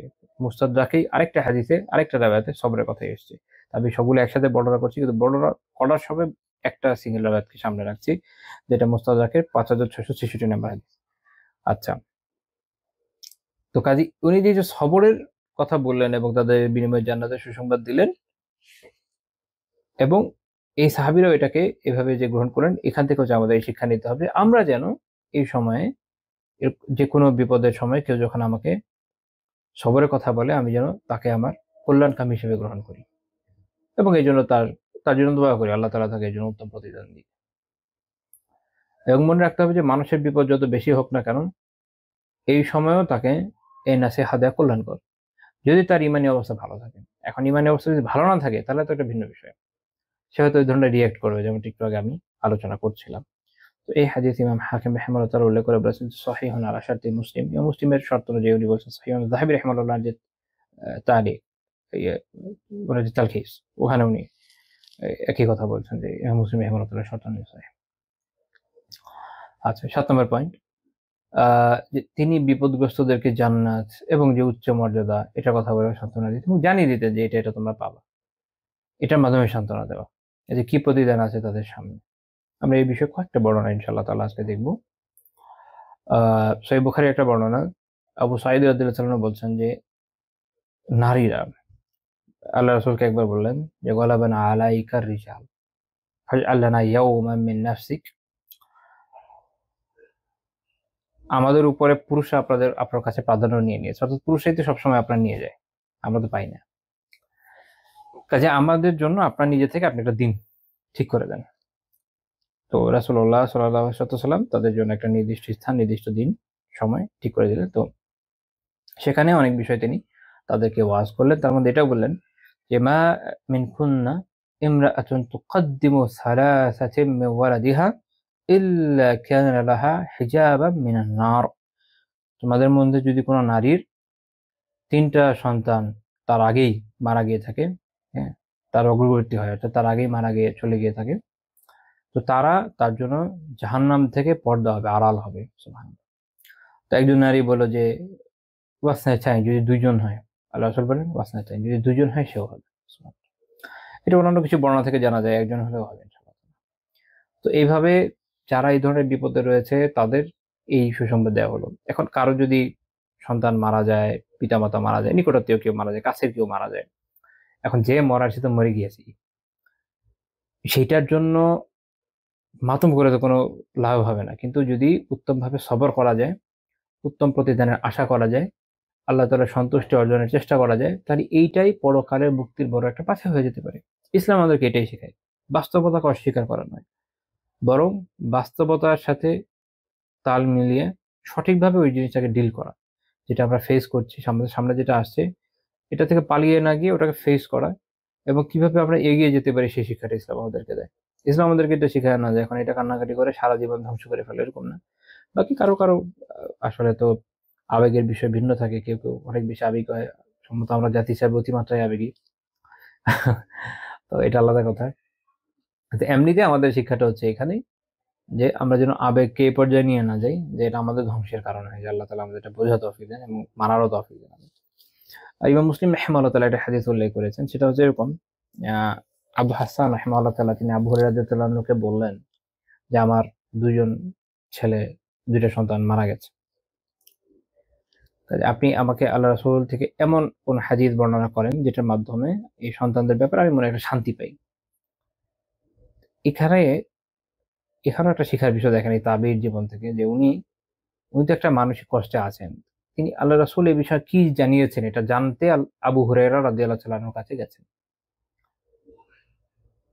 তার মানে আমাদের জীবনের যে দুঃখ কষ্টগুলো আছে আমাদের উচিত এভাবে ডিল করা, যে আচ্ছা এই দুঃখ কষ্টের বিষয়ে বা স্পেসিফিক এই বিষয়ে কোরআন সুন্নাহ বা ইসলাম কিছু বলছে কিনা এটা আমরা একটু জানি, সে এবং এক্ষেত্রে ইসলামের দিক নির্দেশনা কি সেটা বুঝি, এই অনুযায়ী কাজ করার চেষ্টা করি, এই শিক্ষাটা আমাদেরকে নিতে হবে যে আমাদের এভাবে চলতে হবে।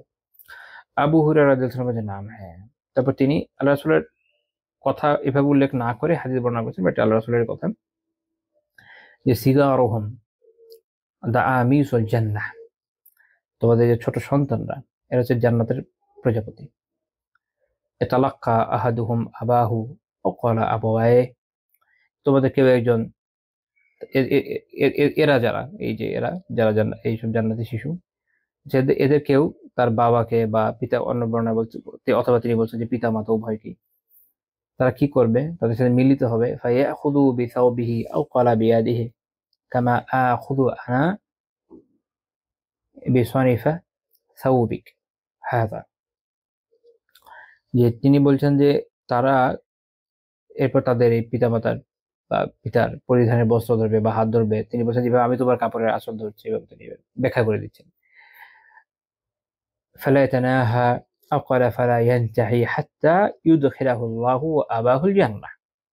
এরপর তারা থামবে না, মানে এটা নিয়ে তাদেরকে টানতে থাকবে, এবং অথবা তিনি বলছেন যে এর ফলে এক পর্যায়ে কি হবে, আল্লাহ তাকে তার বাবা মা সহ জান্নাতে প্রবেশ না করার পর্যন্ত তারা ছাড়বে না। অর্থাৎ তাদের এই যে উদ্যোগ যে আমাদের বাবা মা সহ আমরা জান্নাতে যাব, হাদিস শুরু কি বলছে, বলছে কি সাগারহুম দামিজুল জান্নাহ, তো তারা হচ্ছে, তোমাদের ছোটরা হচ্ছে জান্নাতের প্রজাপতি।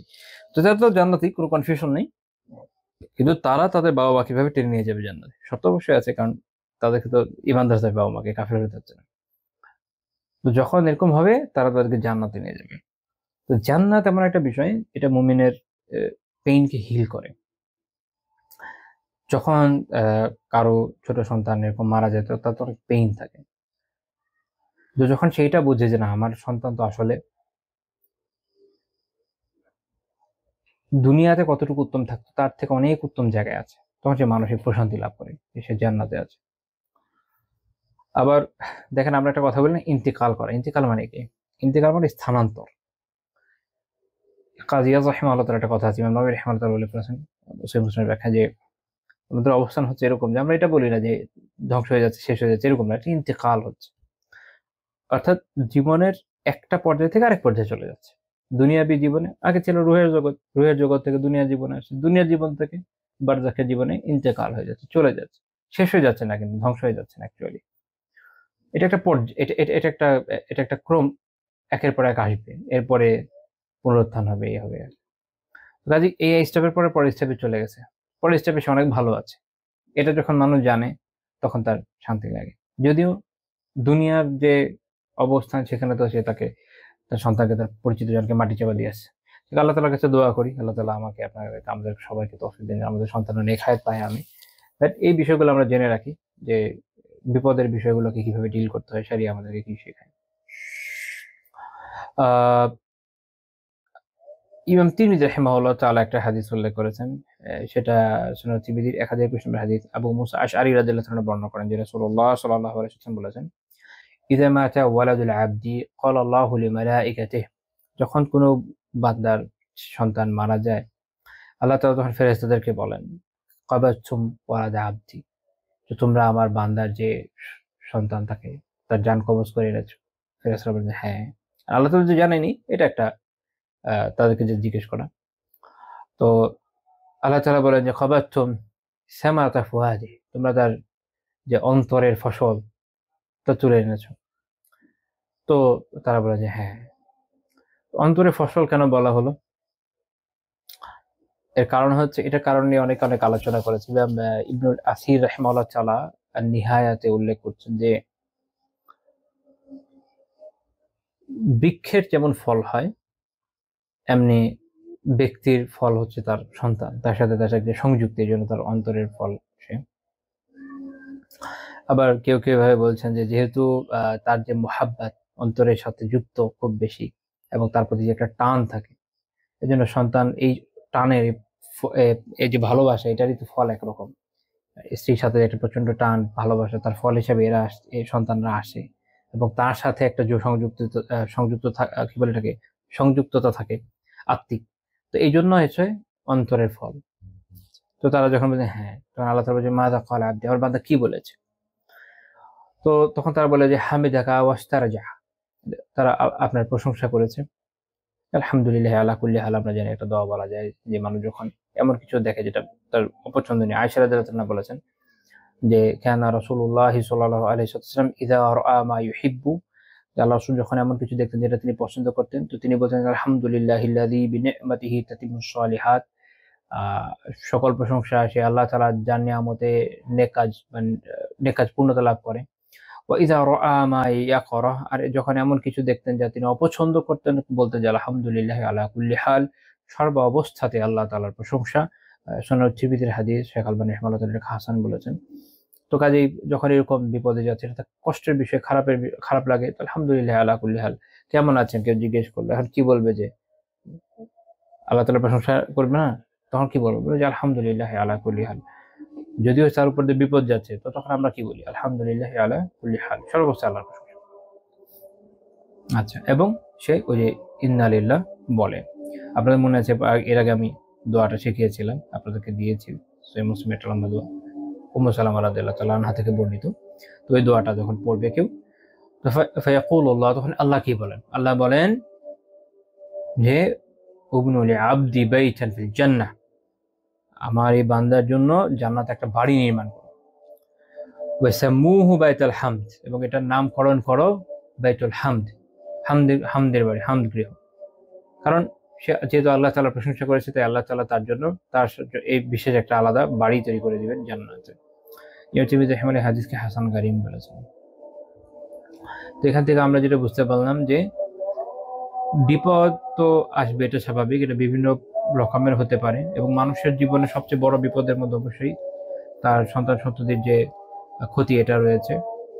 কিন্তু এটাতে যখন মানুষ সবর করতে পারে উত্তমভাবে, তখন সে জান্নাত এর বিনিময় হিসেবে জান্নাত পায়, উচ্চ মর্যাদা পায়, এবং আখিরাতে এর বিশেষ প্রতিফল এরকমও হয় যে জান্নাতে তার জন্য স্পেসিফিকলি তার জন্য আলাদা এক ধরনের বাড়িও আল্লাহ তাআলা বানিয়ে দেন। আচ্ছা, এরপরের পয়েন্ট হচ্ছে যে কখনো এরকম হয়েছে যে তিনি অপেক্ষাকৃত কঠিন বিপদের কথা জানিয়ে সান্ত্বনা দিয়েছেন? অর্থাৎ মানুষ যখন তুলনামূলক বড় বিপদের কথা জানে, তখন তার নিজের বিপদটা তুলনামূলক তখন ছোট মনে হয় যাচ্ছে, এরপর অনেক বড় বিপদ হয়। আমি যে হাদিসটা বলতে যাচ্ছি, এটা সবসময় আমাদের সবার জন্য, এটা স্পেসিফিক অমুক বিপদের জন্য, সবার জন্যই এটাতে একটা শিক্ষার বিষয় রয়েছে। আয়েশা রাদিয়াল্লাহু তাআলা আনহা বলছেন যে যখন আল্লাহ রাসূল খুব অসুস্থ ছিলেন সাল্লাল্লাহু আলাইহি ওয়াসাল্লাম, এরকম একটা দিনের ঘটনা বলছেন যে ওই দিন আবু বকর রাদিয়াল্লাহু তাআলা আনহু সবাইকে নিয়ে সালাত আদায় করছেন। ওই সময় একটা ঘটনা, তিনি বলছেন যে ফাতাহা রাসূলুল্লাহ সাল্লাল্লাহু আলাইহি ওয়াসাল্লাম বাবা বাইনাহু বাইনান নাস আও কাশাফা সিতরান, যে রাসূলুল্লাহ সাল্লাল্লাহু আলাইহি ওয়াসাল্লাম তার এবং মানুষের মাঝখানে দরজা ছিল, এটা খুললেন, বা পর্দা যেটা ছিল সরাই দিলেন। ফাইদান নাসু ইউসাল্লুনা ওয়ারা আবি বকর, মানুষ তখন আবু বকর রাদিয়াল্লাহু আনহুর পিছনে সালাত আদায় করছিল। ফাহামিদাল্লাহ আলা মা রাআ মিন হুসনি হালিহিম, তো তিনি সাহাবীদের যে অবস্থা দেখলেন, এই যে সবাই জামাতবদ্ধ হয়ে আছে আবু বকর রাদিয়াল্লাহু আনহুর পিছনে, এইটা দেখে তিনি অত্যন্ত আনন্দিত হলেন, আল্লাহ তাআলার প্রশংসা করলেন। ওয়া রাজা আয়া খালুফাহুল্লাহু ফীহিম বিল্লাযী রাআহু, তিনি সাহাবীদেরকে যে অবস্থা দেখলেন, তিনি আশা করলেন যে আল্লাহ তাআলা যেন এইভাবেই আবু বকর রাদিয়াল্লাহু আনহুকে তার প্রতিস্থাপক হিসেবে, তাদের এই সাহাবীদের যে অবস্থান, এভাবেই তাদের কাছে আল্লাহ তাআলা প্রতিস্থাপক হিসেবে তাকে দেন, বা তার খলিফা হিসেবে রাখেন। অর্থাৎ আল্লাহ রাসূল চাই তিনি যে আবু বকর রাদিয়াল্লাহু আনহু যেন খলিফা হয়, ওইটা এখানে চলে আসলে এই কথাটা। তো তিনি তারপর একটা মানুষকে যখন পরে সম্বোধন করলেন সালাতের পরে, বললেন যে ইয়া আইয়ুহান নাস, হে লোকেরা, আইয়ুমা আহাদিম মিনান নাসি আও মিনাল মুমিনিন, তোমাদের কোনো মানুষ বা কোনো মুমিন উসিবা বিমুসিবা, যখন কোনো বিপদে পড়বে, তো কোনো মুমিন যখন কোনো বিপদে পড়বে, কোনো মানুষ যখন বিপদে পড়বে, ফালাতাআজ্জা বিমুসিবাতি বি আনিল মুসিবাতিল্লাতী তুসিবুহু বিগাইরি, তখন এই যে আমার যে মৃত্যু, এটার যে মুসিবাহ, এই মুসিবত দিয়ে নিজের অন্য যে মুসিবত, আল্লাহ রাসূলের মৃত্যু ছাড়া অন্য যে কোনো মুসিবতই হোক না কেন, সেটার সাথে তুলনা করে সে সান্ত্বনা লাভ করবে। فإن أحدا من أمتي لا يصاب بمصيبة بعدي أشد عليه من مصيبتي, কেননা আমার এই মুসিবত, অর্থাৎ আল্লাহ রাসূলের যে মৃত্যু, এইটার যে বিশাল বড় মুসিবত, এটার পরে তিনি বলছেন যে আমার উম্মতের মধ্যে কেউ এর থেকে বড় কোনো মুসিবত আক্রান্ত হবে না। এটা এই উম্মার জন্য সবচেয়ে বড় মুসিবত, এই উম্মার সবচেয়ে বড় মুসিবত এটি, রাসূলুল্লাহ সাল্লাল্লাহু আলাইহি ওয়াসাল্লাম আমাদের মাঝে নেই। কারণ এর ফলে কি হয়েছে? এর ফলে ওয়াহী নাজিল হওয়া বন্ধ হয়ে গেছে, আসমানের খবর আমাদের কাছে আসা বন্ধ হয়ে গেছে, উম্মার মধ্যে বিভক্তি এসেছে, লা ইলাহা ইল্লাল্লাহ, এবং আমরা যে কি অবস্থায় আছি এটা তো জানি আমরা সবাই। তো এই জন্য রাসূলুল্লাহ সাল্লাল্লাহু আলাইহি ওয়াসাল্লামের মৃত্যু, এটা উম্মার জন্য সবচেয়ে বড় ক্যালামিটি, সবচেয়ে বড় বিপদ, সবচেয়ে বড় মুসিবা। আল্লাহ তাআলা তাকে আমাদের পক্ষ থেকে এবং পুরো মুসলিম উম্মার পক্ষ থেকে উত্তম জাযা দান করুন, কারণ যতদিন তিনি ছিলেন এই উম্মাহ ঐক্যবদ্ধ ছিল। তো কিন্তু এটা তো স্বাভাবিক, আল্লাহ তাআলার নিজাম যে কেউ চিরস্থায়ী থাকবে না। প্রত্যেক মানুষের মৃত্যু আছে। তো আল্লাহ রাসূল এখানে আমাদেরকে একটা জিনিস শিখিয়ে দিয়েছেন, সেটা হচ্ছে যে নিজের বিপদ যত বড়ই হোক না কেন, মনে রাখো যে তার থেকে এই বিপদ অনেক বড়। তার থেকে আল্লাহ রাসূলের যে মৃত্যু, এটা অনেক বড় বিপদ। আর এটা যখন মনে রাখবেন, এটা যখন মাথায় রাখবেন, তখন জীবনের অন্য বিপদ কিছু মনে হবে না। তো এখানে আবার এই শিক্ষাটাও নিতে পারেন যে নিজের বিপদ থেকে যখন উম্মার অন্যান্য জায়গায় পুরো উম্মা যেভাবে বিপদগুলো ফেস করে, কারো কারো বিপদ এত বেশি, ওটা যখন দেখবেন বুঝবেন যে নিজের বিপদটা আসলে কম, তখন সান্ত্বনা পাবেন। বাট মনে রাখবেন যে পুরো উম্মার যে সামগ্রিক বিপদ, সেটাও আসলে এই বিপদের তুলনায় কিছু না। এই বিপদ সবচেয়ে বড় বিপদ। এই বিপদ অনেক বড় বিপদ। আমরা যত বড় বিপদে যাই না কেন, রাসূলুল্লাহ সাল্লাল্লাহু আলাইহি ওয়াসাল্লামের মৃত্যু এর থেকে বড় কোনো বিপদ উম্মাহ ফেস করেনি। এটাই সবচেয়ে বড় বিপদ। তো যাই হোক, এটা সুনান ইবনে মাজাহ, ইমাম ইবনে মাজাহ এর সুনান, তার 1599 নম্বর হাদিস, শেখ আলবানী রাহিমাহুল্লাহ তাআলা সহিহ বলেছেন। সুবহানাকাল্লাহুম্মা বিহামদিকা লা ইলাহা ইল্লা আনতা আস্তাগফিরুকা ওয়া আতুবু ইলাইক।